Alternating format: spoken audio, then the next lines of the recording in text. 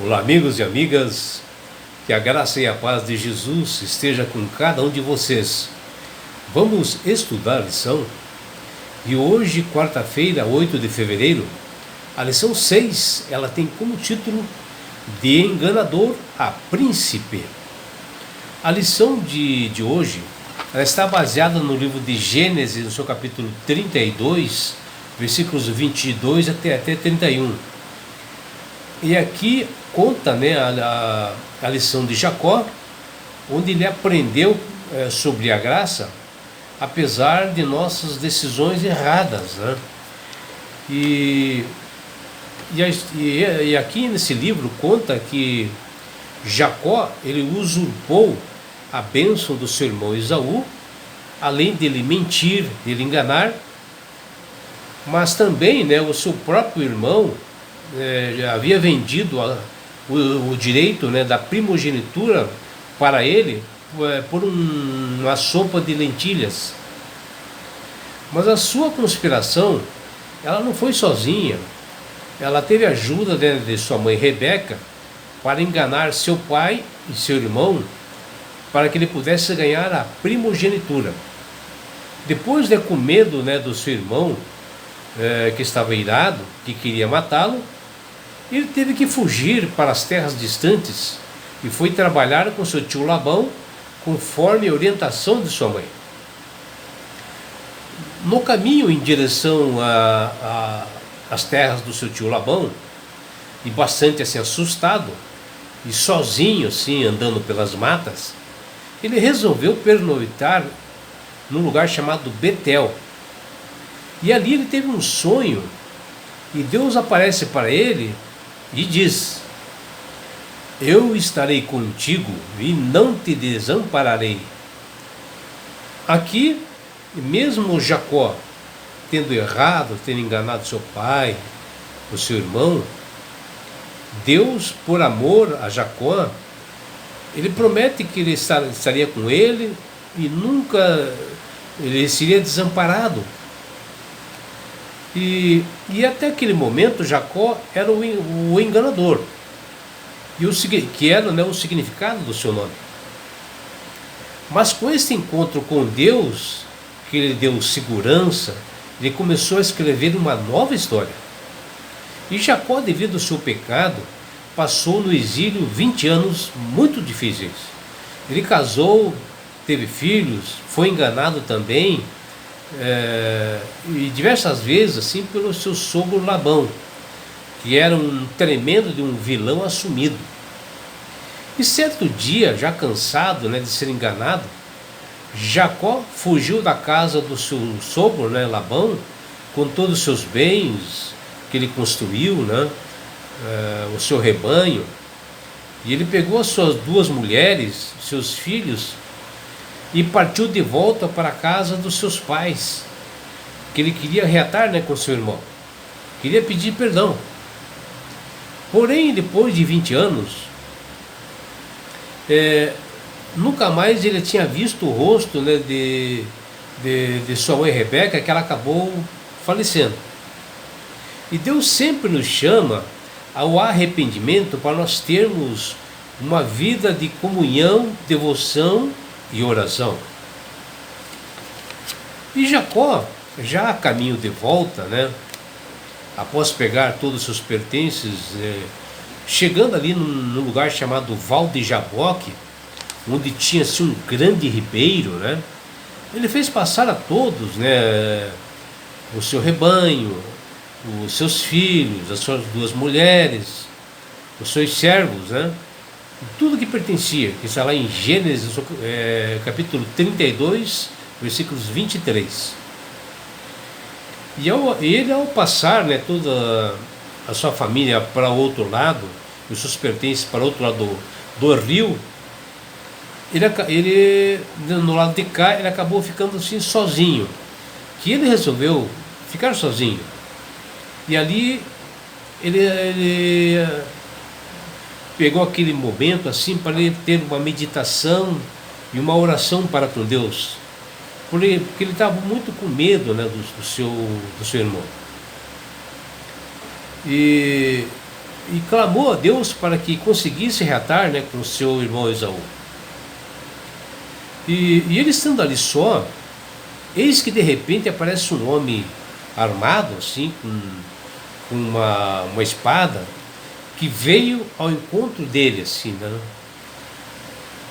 E ele, achando que era seu irmão Esaú, que estava enfurecido com ele saca da espada também, e ali começou uma luta entre Jacó e este homem, que durou até o romper do outro dia, que está lá em Gênesis, no capítulo 32, versículos 24.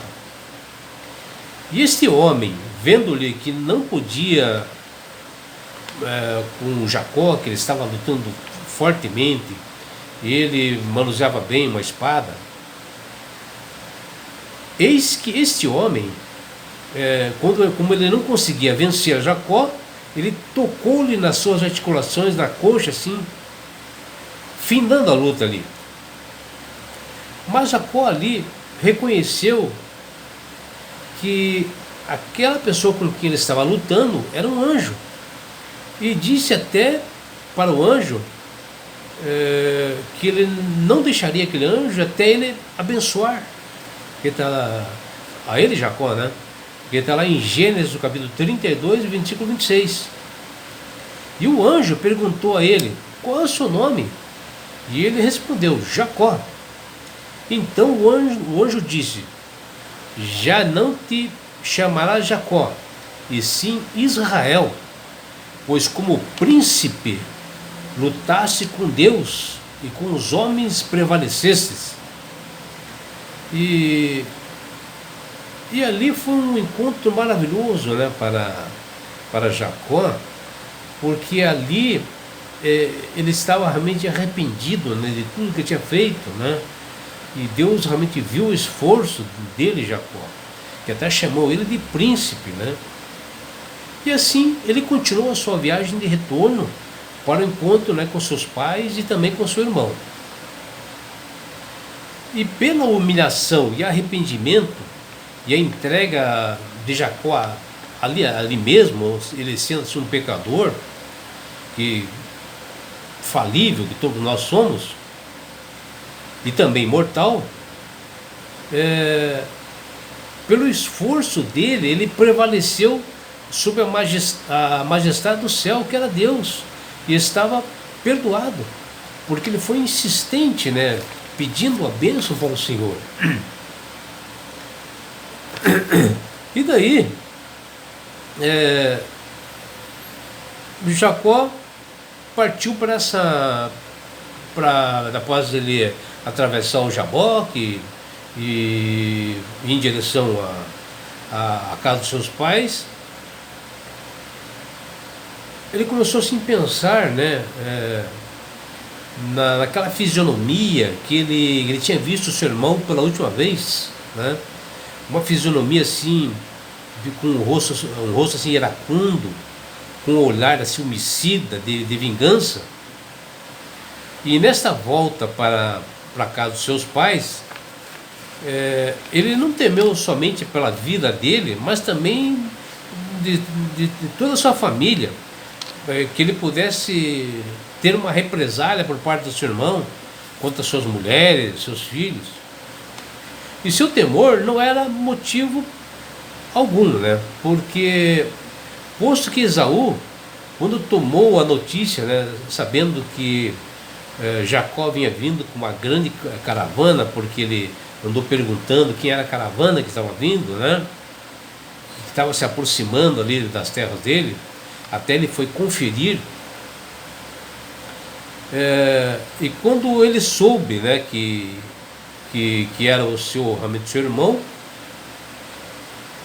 ele marchou ao seu encontro com 400 homens armados, né?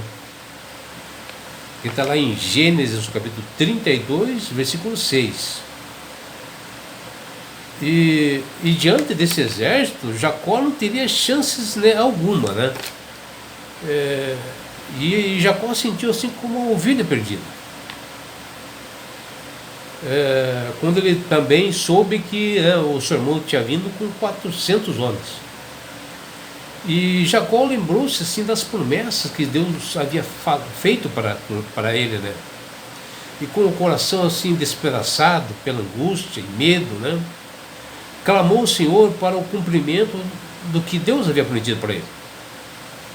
E após uma noite assim de súplicas, ele tomou coragem para aplacar e acalmar a ira do seu irmão Esaú, e ele enviou assim, muitos presentes, né, para o Esaú, que estava vindo ao encontro. Ele pegou os seus servos, né, e acabou levando uns rebanhos de presente para o seu irmão. Até ele mencionou dizendo que era o próprio Jacó estava dando esse presente. E foram assim rebanhos, sim, mais rebanhos de animais, que naquela época os rebanhos serviam como moeda, né? Mas ele elaborou assim uma estratégia tentando apaziguar seu irmão com dádivas e presentes, tentando resolver humanamente, que é só uma intervenção divina que poderia resolver. Embora seu plano não foi ao todo rejeitado por Deus, porque o seu irmão recebeu de bom grado aquilo, vendo que Jacó estava realmente em processo de arrependimento. E a cada distância que se aproximava de Jacó, Esaú, como uma verdadeira prova de arrependimento do seu irmão, ele via que havia uma possibilidade de reconciliação ali. E a certo ponto, né, o Espírito de Deus iniciou um processo de trabalho, né, de quebrantamento ali no Esaú. E a cada passo que se aproximava Jacó e sua família, a sua ira ia sumindo, diminuindo, eliminando, até que eles se encontraram e se abraçaram. Bom, Jacó tinha recebido bênçãos, né, porque seu coração havia sido transformado, né, que o desejo dele, como usurpador, enganador, fosse perdoado. E ele se mostrava que realmente estava arrependido. Embora Jacó não tivesse assim mais propriedades lá em Canaã,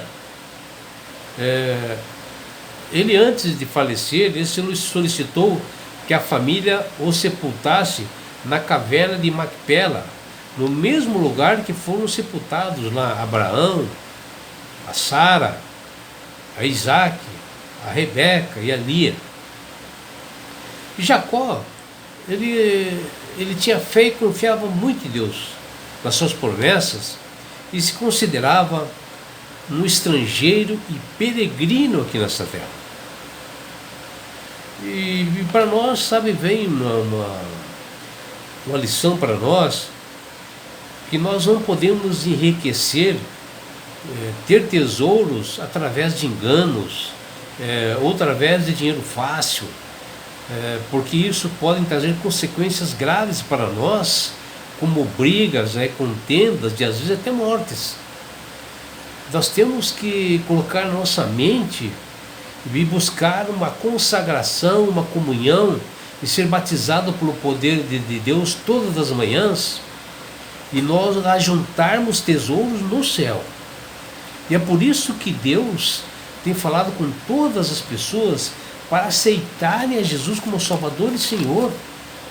Porque quando você aceita Jesus como Salvador e Senhor, lhe vem sabedoria, lhe vem entendimento, e você passa a manusear melhor as Sagradas Escrituras e entender melhor, né? E a sua vida, o seu caráter vai se aproximando da lei de Jesus. E não é só isso, meu amigo, minha amiga. Quando você aceita Jesus como Salvador e Senhor, você ganha esse presente de Deus, chama-se salvação. E com isto, Jesus vai levar-te para as mansões celestiais, num lugar onde não há mais dor, não há mais morte, não há mais perseguições, não há mais brigas. E sabe por que Deus quer fazer isso com você, meu amigo? Com você, minha amiga? porque Jesus te ama. Abraços do seu amigo João Carlos Amorim.